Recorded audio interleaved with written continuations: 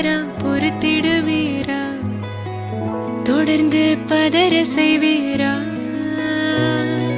சிக்க வைக்கும் செய்கையெல்லாம் நிறுத்திடுவீரா? மனசு இயங்கல சீரா? தாசா கிட்ட நெருங்குற லேசா, நான் ஒருங்குற தூசா, எட்ட போயிடுறா வெரசா வெரசா.